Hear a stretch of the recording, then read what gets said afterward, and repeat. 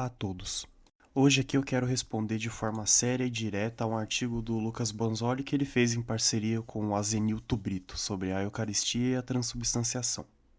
A tese do artigo é que Jesus não estava falando literalmente em João 6 e que a ceia seria só um memorial simbólico, que os primeiros cristãos supostamente criaram isso de forma simbólica e que toda a doutrina católica sobre a Eucaristia seria uma construção posterior.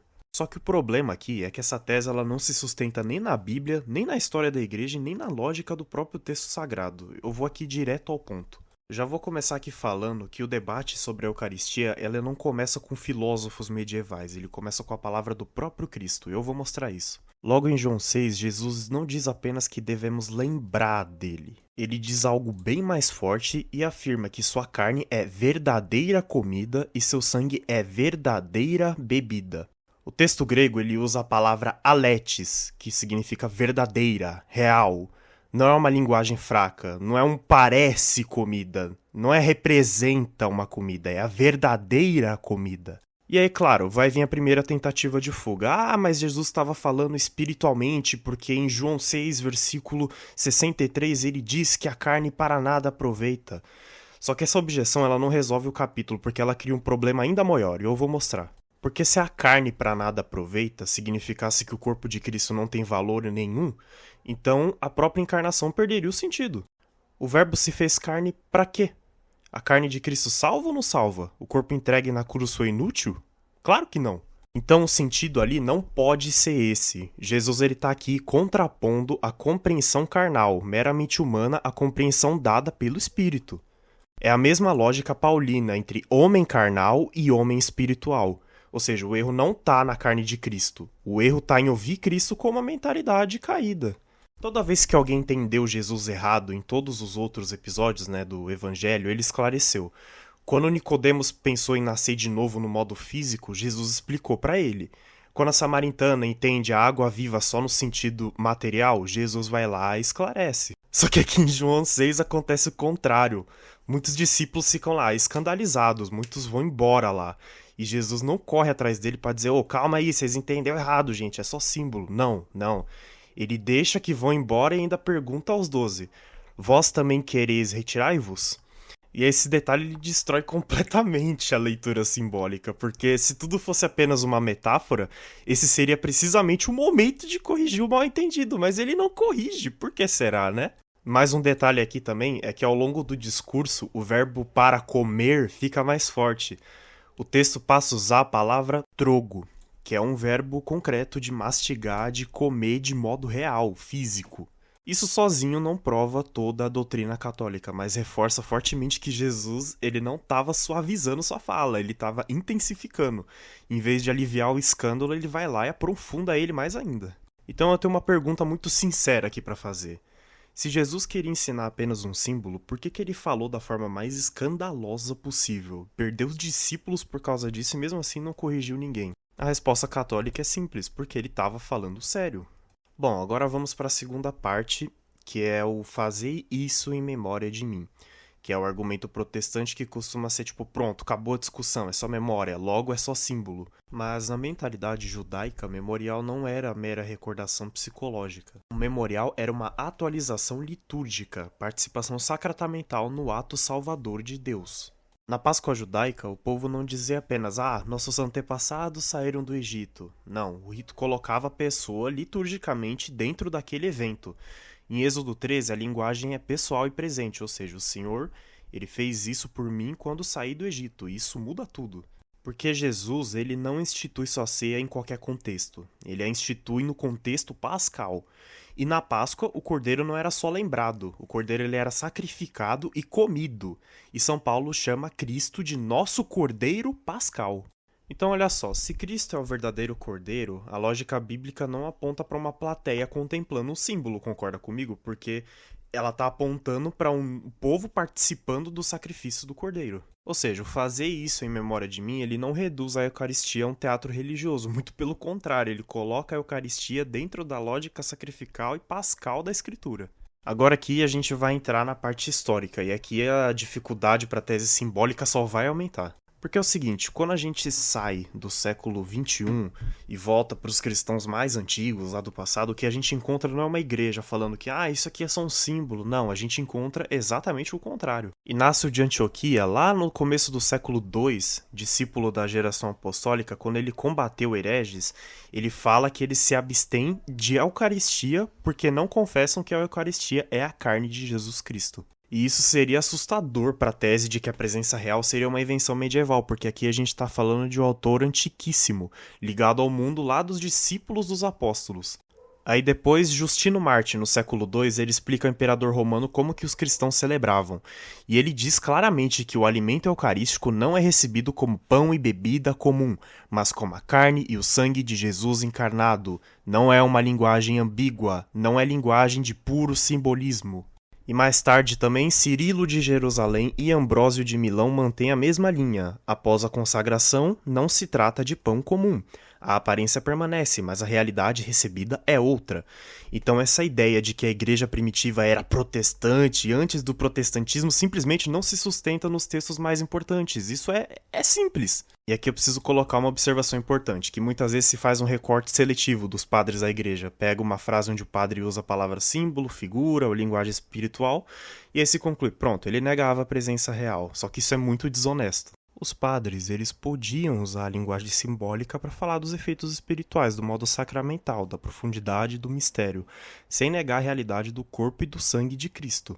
O símbolo, no mundo cristão antigo, não significa automaticamente uma mera representação vazia, como muitos entendem hoje. Vamos então para Paulo, porque aqui a questão fica ainda mais séria ainda. Em 1 Coríntios capítulo 10, Paulo chama o cálice de bênção de participação no sangue de Cristo e o pão de participação no corpo de Cristo. Participação, comunhão real, não é uma simples lembrança mental. Em 1 Coríntios capítulo 11, o Paulo diz que quem come o pão ou bebe o cálice indignamente será réu do corpo e do sangue do Senhor. E ele continua dizendo que por causa disso havia entre eles muitos doentes e até mortos. Agora, você aí protestante, pensa comigo. Um símbolo vazio não faz ninguém réu do corpo e do sangue do Senhor, né não?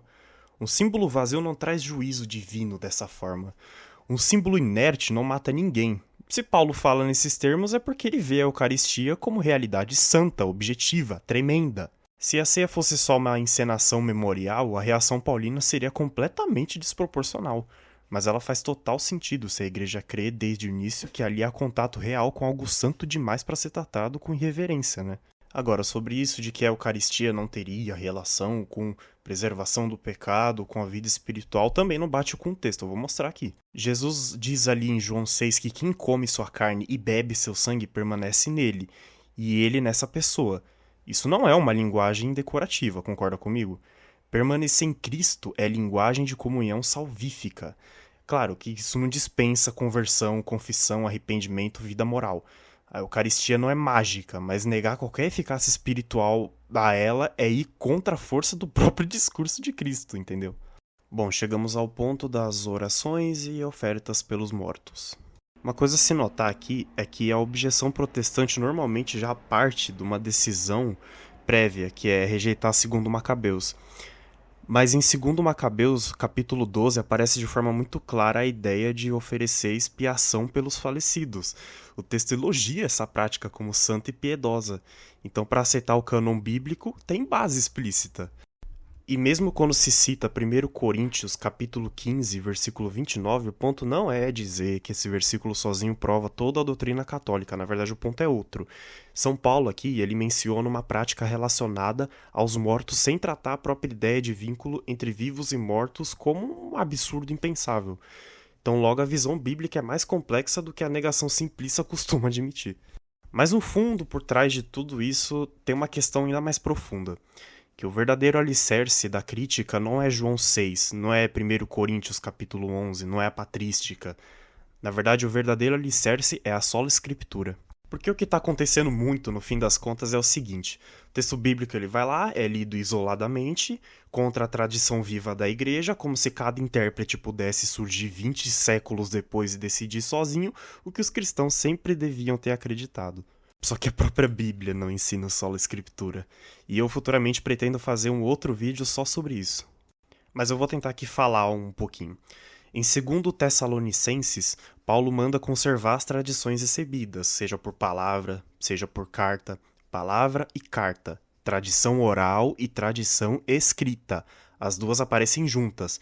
Já 2 Timóteo, capítulo 3, diz que a escritura é inspirada e útil. Isso é verdade.